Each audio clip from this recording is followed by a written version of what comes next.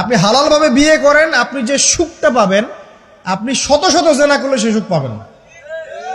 এটাকে দেখানো হয়, এই যে পর্নোগ্রাফি যা দেখায় সবই ভুয়ার বানোয়ার, এটা টোটালি বানোয়ার জিনিস। শুটিং আছে না, শুটিং, ওই যে নায়ক নায়িকা নাচানাচি করে শুট করে না, ঠিক সেম ভাবে এটাকে শুট করা হয়। এগুলো শুটিং জাস্ট, আর কিছু না। তো কেন ছড়িয়ে দেওয়া হলো?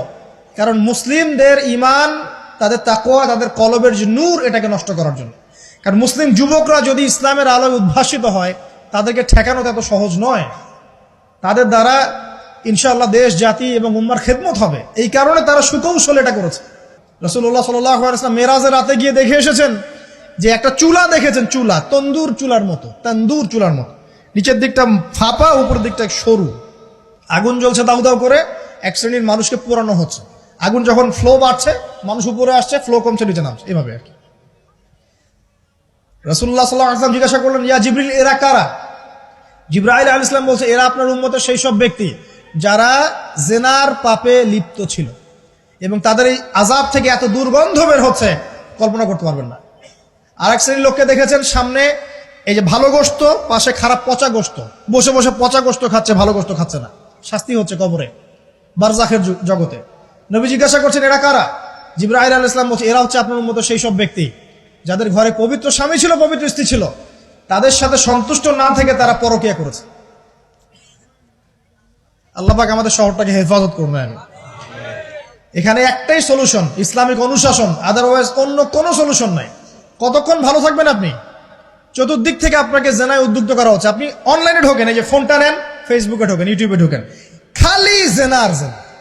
মানে দেখা, জেনাটাকে এমন ভাবে দেখানো হয় যে কি যে মজার একটা বিষয়, কি যে মজা একটা, অথচ জানেন জেনার মধ্যে যার্রা পরিমাণ কোনো সুখ নাই।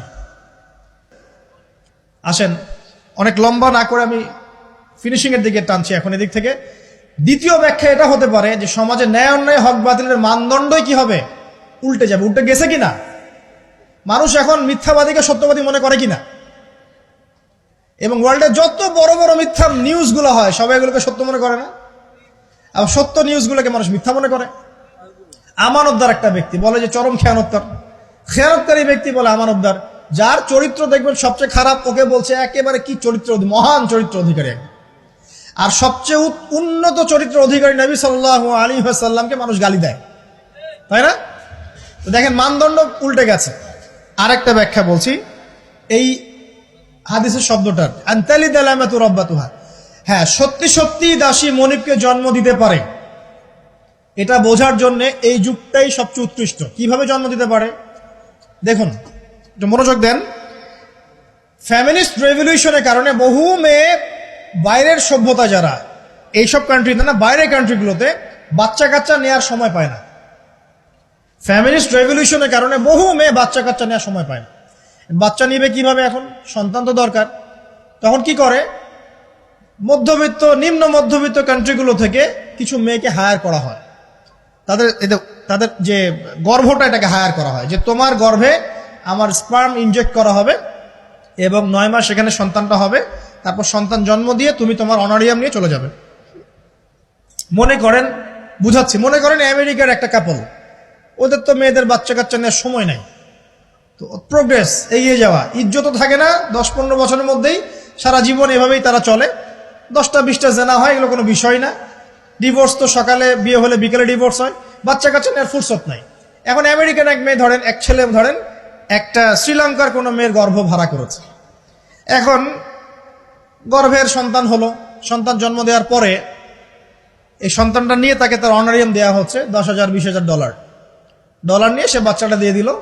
এই যে বাচ্চাটা যে হলো, এই বাচ্চাটা হচ্ছে মনিবের, আর এই মেয়েটা হচ্ছে এখানে দাসী। এই যে দাসী তার মনিবকে জন্ম দিল কি দিল না? বুঝতে পারছেন না কথা মনে হয়?